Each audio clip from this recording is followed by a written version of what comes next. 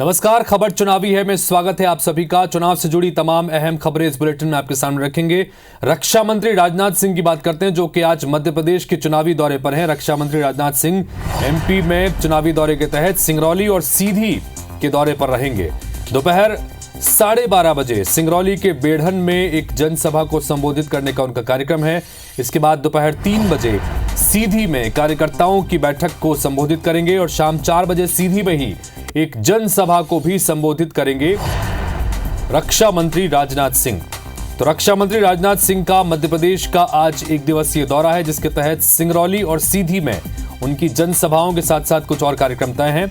दोपहर 12:30 बजे सिंगरौली में एक जनसभा को संबोधित करेंगे, उसके बाद सीधी पहुंचेंगे। 3 बजे कार्यकर्ताओं के साथ चर्चा है और शाम 4 बजे के आसपास सीधी में भी एक जनसभा का आयोजन किया गया है।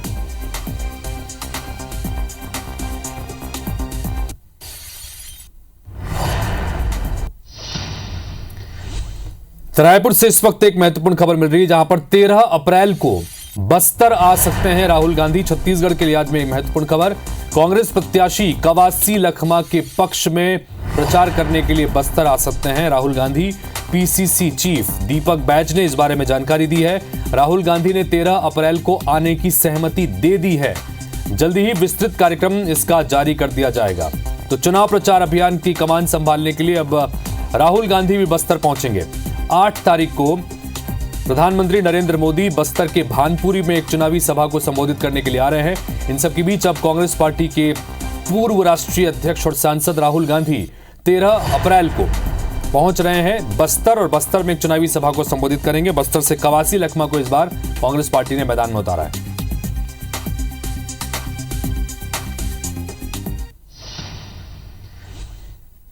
तो भोपाल से खबर, जहां पर इंडिया गठबंधन की अहम बैठक शुरू हो चुकी है। एमपी कांग्रेस कार्यालय में यह बैठक हो रही है, जहां पर आम आदमी party, left, Sapa, RJD, NCP और समानता पार्टी के प्रतिनिधि शामिल हैं। चुनाव में एकजुट होकर चुनाव लड़ने की रणनीति पर चर्चा की गई है। बैठक के बाद इंडिया गठबंधन की एक प्रेस कॉन्फ्रेंस भी यहां पर होगी। तो यह बैठक अभी भोपाल में शुरू हो चुकी है।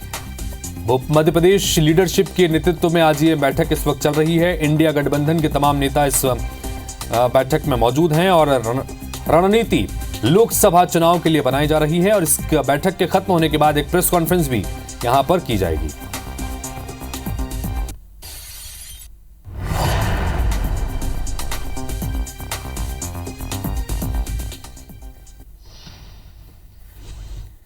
तो राजनांदगांव के कोतवाली थाने में चुनाव आयोग के निर्देश पर छत्तीसगढ़ के नेता प्रतिपक्ष डॉक्टर चरणदास महंत के खिलाफ एफआईआर दर्ज की गई है। धारा 506 के तहत मामला दर्ज किया गया है। दरअसल राजनांदगांव लोकसभा क्षेत्र से कांग्रेस प्रत्याशी भूपेश बघेल की नामांकन रैली के दौरान महंत ने एक विवादित बयान दिया था। महंत ने मंच से पीएम मोदी के सिर पर लाठी मारने की बात कही थी और इस मामले के बाद अब राजनांदगांव में उनके खिलाफ एफआईआर दर्ज की गई है। निर्वाचन आयोग से यहाँ जो रैली हुई थी उसमें माननीय चरणदास महंत जी के ऊपर में आरोप लगा था, जिसकी जांच यहाँ पे आरोप के द्वारा की गई है और उनके द्वारा हमें जांच प्रतिवेदन दिया गया, जिसके आधार पर हमारे द्वारा आईपीसी 506 के तहत हमें अपराध पंजीबद्ध किया हुआ है और आगे की कार्रवाई विधिवत की जा रही है।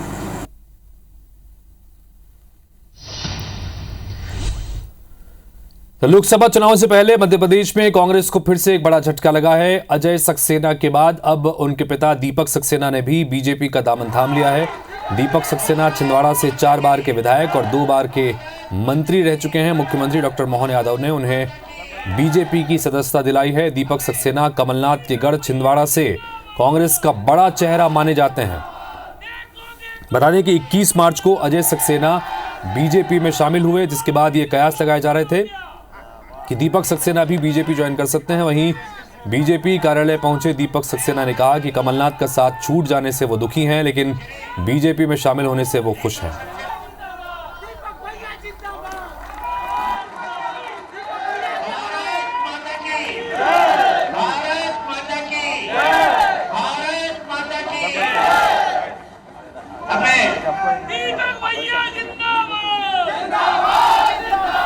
तो दीपक सक्सेना 4 बार से कांग्रेस पार्टी के विधायक रहे हैं। दिग्विजय सरकार में 2 बार मंत्री भी रहे। 2018 में छिंदवाड़ा सीट से चुनाव जीते थे और कमलनाथ के लिए उसके बाद पद छोड़ दिया था, क्योंकि कमलनाथ ने उसके बाद उपचुनाव लड़ा था। 4 बार कांग्रेस से विधायक रहे हैं दीपक सक्सेना। 40 साल से कमलनाथ के साथ लगातार राजनीति करते रहे हैं और ऐसे में ये कमलनाथ के लिए एक बड़ा झटके के रूप में देखा जा रहा है कि दीपक सक्सेना, जो उनके सबसे अभिन्न साथी थे, वो अब कमलनाथ का साथ छोड़कर भारतीय जनता पार्टी में शामिल हो गए। हालांकि उन्होंने ये भी कहा कि उनको दुख है कि कमलनाथ से इतना लंबा साथ छूट गया। उन्होंने सपने में नहीं सोचा था कि इस तरह का मौका भी आएगा जब वो उनका साथ छोड़ेंगे।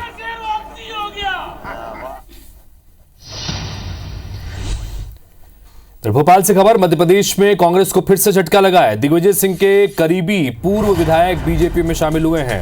पूर्व विधायक रामलाल मालवीय बीजेपी में शामिल हो गए हैं। CM doctor Mohan Yadav, VD Sharma ने उन्हें पार्टी की सदस्यता दिलाई। मालवीय कांग्रेस से 2 बार विधायक रह चुके हैं और दिग्विजय सिंह के करीबी माने जाते थे, लेकिन अब उन्होंने कांग्रेस पार्टी का दामन छोड़कर बीजेपी में शामिल होने का फैसला कर लिया। बीजेपी में वो शामिल हो गए।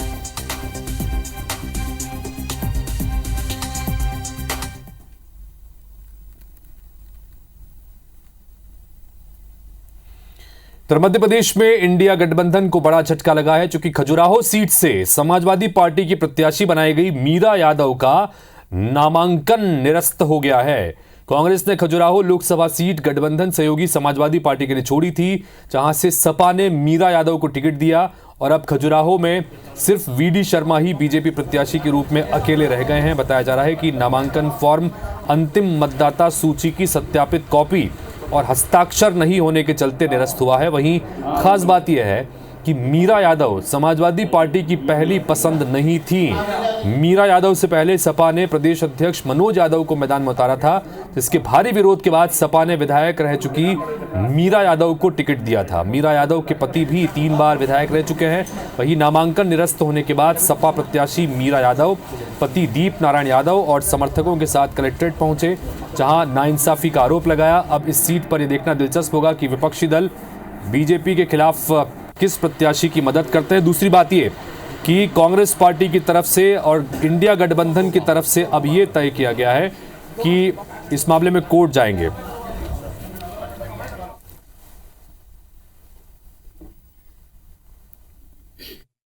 अभी लिखित मांगा है हमने कि भाई हमें बताएं तो कि निलंबित हुआ कि रिजेक्ट हुआ, तो बोलते अभी आपको लिखित ऑर्डर मिल रहा है। उन्होंने कहा निरस्त कर दिया हमने। इन 2 बजे से मैंने प्रार्थना की कि सर अभी सुधार का मौका है, इन टाइम है, हम 3 बजे के पहले हम आपके पास आए हैं, हमारा अगर कोई गलती है तो उसका सुधार कर सकते हैं हम। तो इसी मामले में जैसा हम लगातार आपको बता रहे हैं कि खजुराहो से समाजवादी पार्टी की प्रत्याशी का नामांकन रद्द होने के मामले में रिटर्निंग ऑफिसर के आदेश को कोर्ट में चुनौती देने का फैसला इंडिया गठबंधन ने किया है। कांग्रेस राज्यसभा सांसद विवेक तनखा ने एक्स पर पोस्ट लिखा और कहा कि ऑफिसर के आदेश को चुनौती देने के लिए आज बिंदु यानी पॉइंट्स तय किए जाएंगे। रिटर्निंग ऑफिसर का रवैया उदासीन था, नकारात्मक था, यह आरोप भी उन्होंने लगाया। पन्ना कलेक्टर साहब, याद रहेगा ये दिन, तनखा ने यह बात अपने एक्स पोस्ट में लिखी है। सपा प्रत्याशी मीरा यादव का नामांकन निरस्त कर दिया गया है। कांग्रेस ने सपा के लिए सीट छोड़ दी थी गठबंधन के तहत। सपा ने मीरा यादव को यहां से प्रत्याशी बनाया और उनका नामांकन निरस्त कर दिया गया है। खजुराहो सीट से वीडी शर्मा बीजेपी के प्रत्याशी बनाए गए हैं और ऐसे में अगर निरस्त हो गया तो यह तय है कि अब वीडी शर्मा यहां पर अब आसानी से जीत जाएंगे।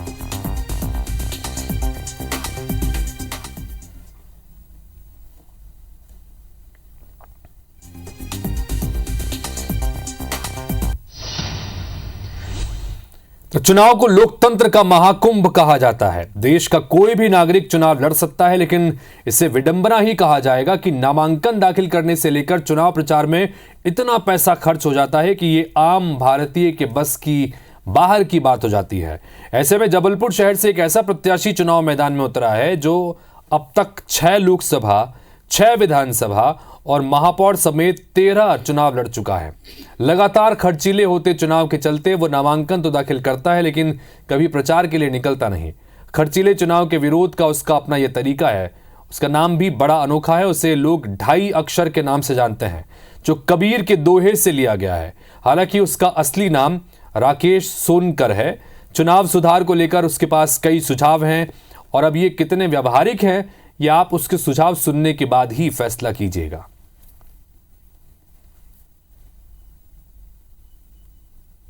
चुनाव लड़ना नहीं है ये, हमने आता एक वोट नहीं मांगा, हम केवल बहिष्कार कर रहे हैं जाते हैं, लेकिन मीडिया हमको हाईलाइट नहीं कर रहा है 30 सालों से। पहला तो आप राष्ट्रपति और उसका डायरेक्ट कराओ, ताकि जितने विधायक और सांसद ये अपने बलबूते पे चुनाव लड़े और प्रधानमंत्री अपने बलबूते पे लड़े।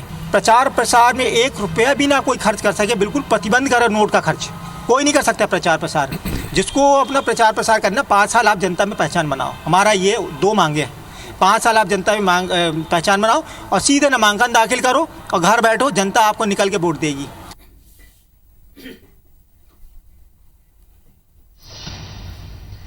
और इस बीच आपको भोपाल लिए चल रहे हैं, जहां पर मुख्यमंत्री डॉक्टर मोहन यादव कार्यकर्ताओं से मुलाकात कर रहे हैं।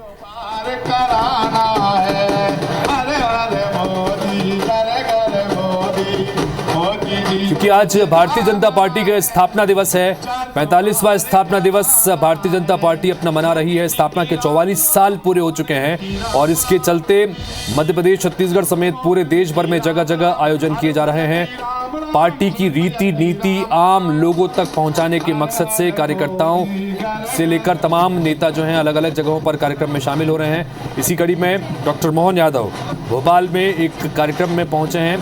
कार्यकर्ताओं के बीच में कार्यकर्ताओं से संवाद उन्होंने किया और इस मौके पर एक तरह बधाई भी दी, शुभकामनाएं भी दी, क्योंकि पार्टी का स्थापना दिवस है। और साथ ही ये भी कहा कि पार्टी की नीतियों को आम जनता तक पहुंचाना है और उसके लिए कार्यकर्ता बहुत अहम कड़ी बन सकते हैं। पार्टी के संस्थापकों की प्रतिमाओं पर माल्यार्पण किया गया और उसके बाद कार्यकर्ताओं से संवाद उन्होंने किया।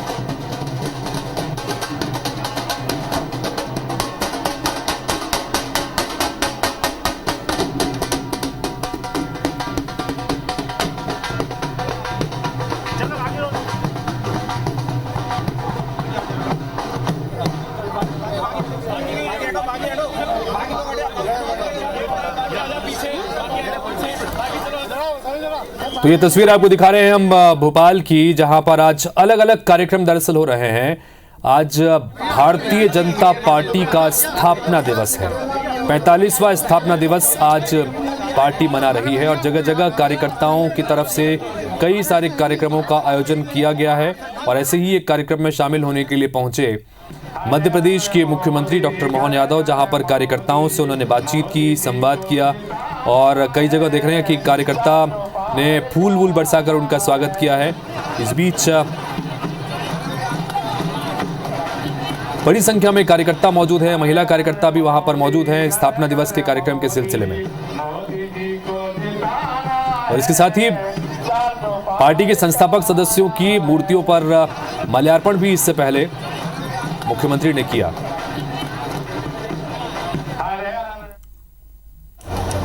और उसके बाद कार्यकर्ताओं से संवाद हुआ है, कार्यकर्ताओं से अब मुलाकात कर रहे हैं। चूंकि पार्टी ने इस बार यही रणनीति तय की है कि चुनाव का समय है, लिहाजा बूथ विजय का संकल्प लेकर पार्टी आगे बढ़ रही है। ऐसे में पार्टी के कार्यकर्ताओं की भूमिका बहुत महत्वपूर्ण हो जाती है और ऐसे में तमाम कार्यकर्ताओं से की तरफ से, पार्टी की तरफ से जो छोटे मोटे आयोजन किए गए हैं, उन सारे कार्यक्रमों में एक एक करके अब डॉक्टर मोहन यादव शामिल हो रहे हैं। पहले एक आयोजन सबसे पहले पार्टी मुख्यालय में किया गया, उसके बाद अब अलग अलग जगहों पर जो कार्यक्रम किए गए हैं वहां पर कार्यकर्ताओं के बीच में मुख्यमंत्री पहुंच रहे हैं। देखिए, हम जैसा हम बता रहे हैं कि बूथ को कैसे मजबूत करना है, ये प्रधानमंत्री ने भी इस बात का मंथन, एक मंत्र दिया था और इसी को लेकर बूथ और पन्ना समितियों की कार्यकर्ताओं की बैठक है। और साथ ही इसमें स्थापना दिवस के मौके पर पार्टी की नीति को आम जनता तक पहुंचाने के लिए हर बूथ को मजबूत करने के संकल्प के साथ में ईदगाह हिल्स की तस्वीर आपको दिखा रहे हैं, जहां पर पार्टी कार्यकर्ताओं द्वारा किए गए आयोजन इस कार्यक्रम में, स्थापना दिवस कार्यक्रम में मुख्यमंत्री पहुंचे हैं।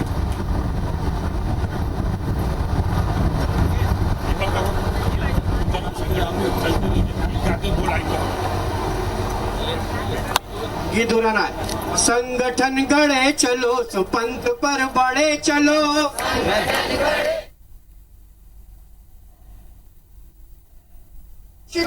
काम सब किए। तो मध्य प्रदेश में भारतीय जनता पार्टी भूल कर भी मोक्ष तो मध्य प्रदेश में भारतीय जनता पार्टी 29 सीटों के लक्ष्य को लेकर लगातार आगे बढ़ रही है और इस बीच भाषा प्रांत के लिए कभी न रखते पार्टी के कार्यकर्ताओं से उन्होंने मुलाकात भी की है, माल्यार्पण भी किया है कई जो संस्थापक सदस्यों के। का घड़ा भरा है फोड़ कर बड़े चलो, भला हो जिसमें देश का वो काम सब किए चलो, संगठन गढ़े चलो सुपंथ पर बड़े चलो, भला हो जिसमें तो भोपाल के ईदगाह हिल्स की तस्वीर आपको दिखा रहे हैं जहां पर संस्थापक सदस्यों की तस्वीरों पर माल्यार्पण करने के बाद फूल चलाने के बाद में अब अलग अलग कार्यक्रमों में शरीक हो रहे हैं। ईदगाह हिल्स की तस्वीर आपको दिखा रहे हैं, ये सीधी तस्वीरें जहां पर कार्यकर्ताओं से मुलाकात कर रहे हैं। बूथ और पन्ना समितियों के सदस्य यहां पर मौजूद हैं। मातृभूमि के लिए अपार कष्ट जो मिलेंगे मुस्कुरा के सब सहेंगे हम, देश के लिए सदा जिए हैं और जिएंगे हम। और इस बीच एक बड़ी खबर आ रही है, उसका रुख कर लेते हैं। कांग्रेस पार्टी ने अपने बाकी बचे हुए 3 प्रत्याशियों के नामों का ऐलान कर दिया है। खंडवा, ग्वालियर और मुरैना सीट से प्रत्याशियों के नामों का ऐलान कर दिया गया है। ग्वालियर से पूर्व विधायक प्रवीण पाठक को मैदान में उतारा गया है। इसी तरह से मुरैना से सत्यपाल सिंह सीकरवार को टिकट दिया गया है। खंडवा से नरेंद्र पटेल कांग्रेस के उम्मीदवार होंगे। तो आखिरकार लंबे इंतजार के बाद मध्य प्रदेश में बाकी बची हुई 3 सीटों पर भी कांग्रेस ने प्रत्याशियों का ऐलान कर दिया, जिसमें खंडवा, ग्वालियर और मुरैना की महत्वपूर्ण सीटें शामिल थी। मुरैना से सत्यपाल सिंह सीकरवार, नीटू जिन्हें कहा जाता है, उनको टिकट दिया गया है।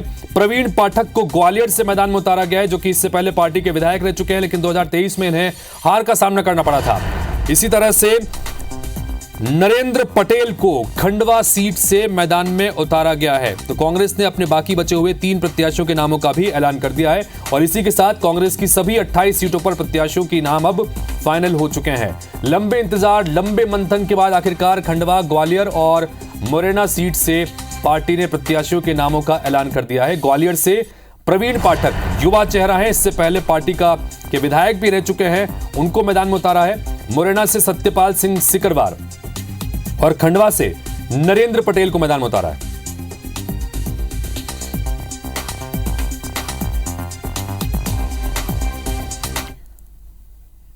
तो कांग्रेस पार्टी ने अब से कुछ देर पहले अपनी एक अलग सूची जारी की है। इस सूची में कुल 6 प्रत्याशियों के नाम हैं, जिसमें से मध्य प्रदेश की बाकी बची हुई 3 सीटों पर भी प्रत्याशियों के नामों का ऐलान कर दिया गया है, जिसमें मुरैना से सत्यपाल सिंह सीकरवार को टिकट दिया गया है। ग्वालियर से भारत सिंह कुशवाहा को जहां भारतीय जनता पार्टी ने मैदान में उतारा है, तो उनके सामने पूर्व विधायक प्रवीण पाठक को कांग्रेस पार्टी ने मैदान में उतारा है। युवा चेहरा है और एक युवा चेहरे को यहां पर मैदान में उतारा है। इसी तरह से नरेंद्र पटेल खंडवा लोकसभा सीट से पार्टी के प्रत्याशी बनाए गए हैं। सत्यपाल सिंह सीकरवार जो है वो मुरैना से मैदान में उतारे गए हैं।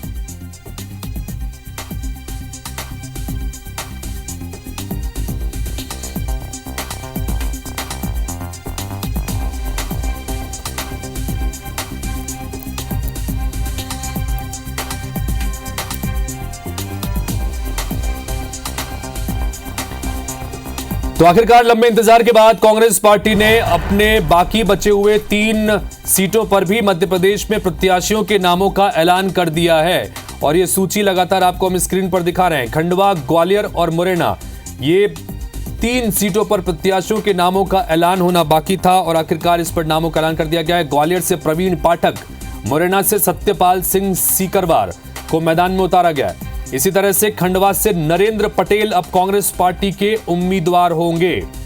तीनों नामों का ऐलान लंबे इंतजार, लंबे मंथन के बाद आखिरकार पार्टी की तरफ से कर दिया गया है और इसी के साथ कांग्रेस पार्टी के 29 में से सभी 28 सीटों पर प्रत्याशियों के नामों की घोषणा हो चुकी है। एक सीट कांग्रेस पार्टी ने समाजवादी पार्टी के लिए छोड़ दी थी, खजुराहो से।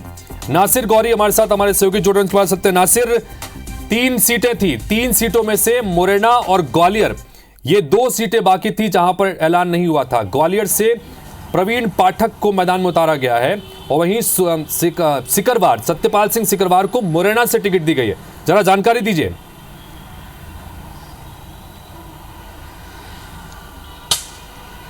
देखिए, बात की जा रही थी, शुरुआत से बात की जा रही थी कि जातीय समीकरण के बीच में कहीं ना कहीं कांग्रेस है वो फंसी हुई है, लेकिन जिस तरह से बात की जा रही थी और IBC 24 भी कह रहा था कि लगातार जो कांग्रेस अपना टिकट मुरैना से क्षत्रिय समाज के व्यक्ति को दे सकती है, ग्वालियर से ब्राह्मण समाज के व्यक्ति को दी जा सकती है, और वही हुआ। यहाँ से ग्वालियर से प्रवीण पाठक को, क्योंकि एक बड़ा चेहरा है, ब्राह्मण चेहरे के रूप में जाने जाते हैं, ग्वालियर चंबल संभाग में भी बड़ा एक चेहरा है, तो उन पर फिर से दांव लगाए, लेकिन वो एक हारे हुए भी कैंडिडेट है, क्योंकि इस बार के 2023 के चुनाव में ग्वालियर दक्षिण विधानसभा से उनको कांग्रेस ने उम्मीदवार बनाया था, लेकिन वो नारायण सिंह कुशवाहा के सामने हार गए थे। लेकिन फिर से पार्टी ने उनको एक बार से मैदान में उतारा है, क्योंकि उनका जो मुकाबला होगा वो बीजेपी के भारत सिंह कुशवाहा से होगा। भारत सिंह कुशवाहा भी हारे हुए हैं, तो यानी कि दो हारे हुए कैंडिडेट जो कांग्रेस और बीजेपी के, उनके साथ में मुकाबला होगा। लेकिन सत्यपाल सिंह सिकरवार जो सुबावली से बीजेपी के विधायक हुआ करते थे, लेकिन अपने भाई और भाभी के चक्कर में कांग्रेस में आ गए थे,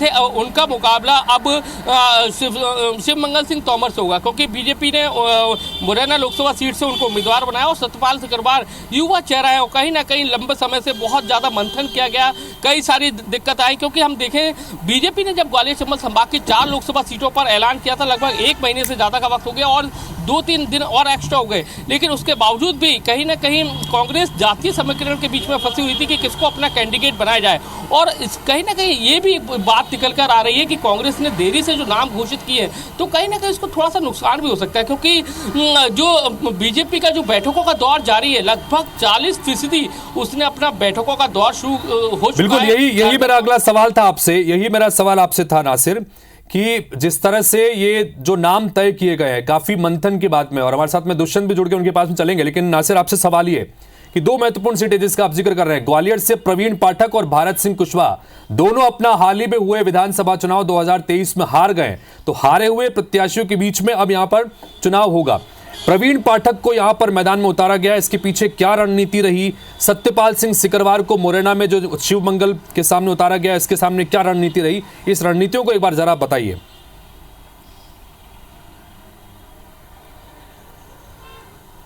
देखिए, दोनों अगर ग्वालियर सीट की हम पहले बात करें तो ग्वालियर सीट में जो सबसे ज़्यादा बाहुल्य कहा जाता है, ब्राह्मण इसमें सबसे ज़्यादा है, लगभग उनकी आबादी 1.5 लाख से 2 लाख है, और ऐसे ही कुशवाहा समाज की ज़्यादा, OBC की संख्या ज़्यादा और कुशवाहा समाज की भी ज़्यादा है, तो कहीं ना कहीं बीजेपी ने इसी को देखते हुए भारत सिंह कुशवाहा को एक उम्मीदवार बनाया था, क्योंकि किसान के बेटे, उनका जो ताल्लुक है वो ग्रामीण क्षेत्र से, क्योंकि ग्वालियर लोकसभा सीट में 8 विधानसभा सीटें आती हैं, जो 5 ऐसी विधानसभा सीटें हैं जो रूरल से है, यानी कि ग्रामीण क्षेत्र से परिवेश से है, तो ऐसे में भारत सिंह कुशवाहा को उसने सोच कर बनाया था। लेकिन अब दूसरा जो मामला अगर जातिगत देखें तो प्रवीण पाठक को जातीय तौर पर यहाँ कांग्रेस ने उतारा है कि ब्राह्मण कैंडिडेट देंगे, तो ब्राह्मणों का एक उनको समर्थन मिलेगा, क्योंकि एक युवा चेहरा है और एक अच्छी पकड़ उनकी समाज के ऊपर है, तो उम्मीदवार इसलिए बनाया गया। उनका जो अलग अलग वर्ग है, व्यापारी वर्ग है, उनसे भी अच्छा होल्ड है, सिंधी लोग हैं उनसे भी अच्छा होल्ड है, और उसके साथ ही मुस्लिम से भी अच्छा हुआ है,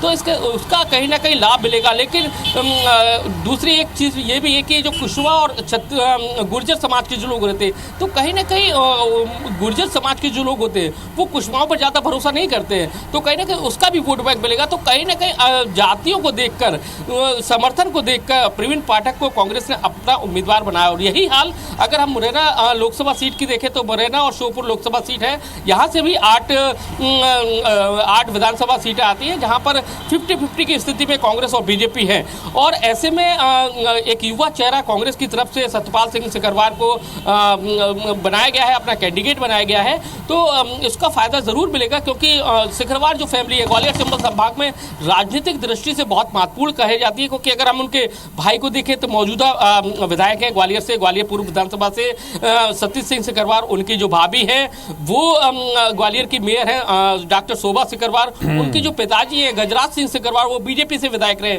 तो कुल मिलाकर ये जिस तरह के समीकरण नासिर बता रहे हैं कि जातिगत समीकरणों को ध्यान में रखते हुए ग्वालियर से प्रवीण पाठक को कांग्रेस पार्टी ने मैदान में उतारा है, युवा चेहरा है, ब्राह्मण चेहरा है और ब्राह्मण वोटर्स की यहां पर अच्छी बाहुलता है, तो दूसरी तरफ सिकरवार परिवार का दबदबा इस मुरैना में लगातार देखने को मिलता है कि एक तरफ विधायक, दूसरी तरफ महापौर भी है उसी परिवार से, और उसी परिवार से सत्यपाल सिंह सिकरवार को। बहरहाल नरेंद्र पटेल का जिक्र कर लेते हैं, चूंकि हमारे साथ में दुष्यंत पराशर भी जुड़ गए हैं। दुष्यंत, खंडवा से भी नाम फाइनल कर लिया है, 3 आखिरकार जो नाम बचे थे वो भी फाइनल हो गए हैं, और अब कुल मिलाकर सभी 29 सीटों पर आमने सामने की स्थिति साफ हो गई। 28 सीटों पर कांग्रेस पार्टी ने अपने उम्मीदवार तय कर लिए हैं। दुष्यंत,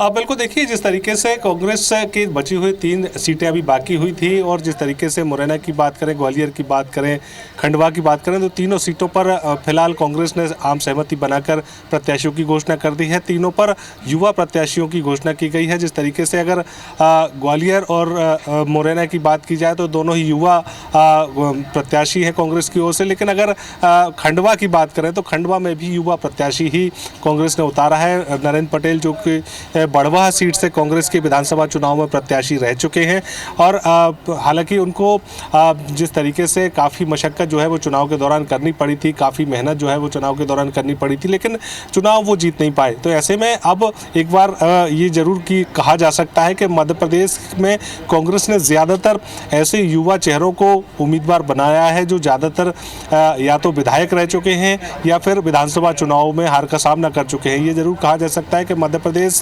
कांग्रेस की सोच जो है वो नई है, लेकिन जिस तरीके से कई सारे ऐसे चेहरे हैं जो विधानसभा चुनाव में हार गए थे, लेकिन उसके बावजूद कांग्रेस ने उनको लोकसभा चुनाव में प्रत्याशी बनाया है।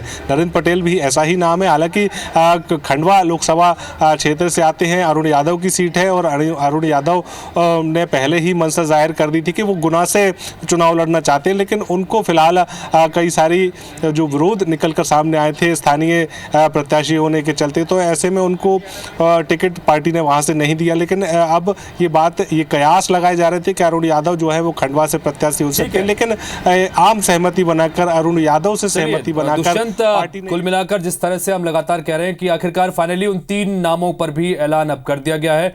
जो 3 सीटें बची हुई थी उन तीनों नामों पर ऐलान कर दिया है। इसी तरह से कांग्रेस ने सभी 28 सीटों पर प्रत्याशी नाम ऐलान कर दिया गया है। दोनों सहयोगी बने हुए हैं। एक छोटे से ब्रेक के लिए यहाँ पर रुक रहे हैं।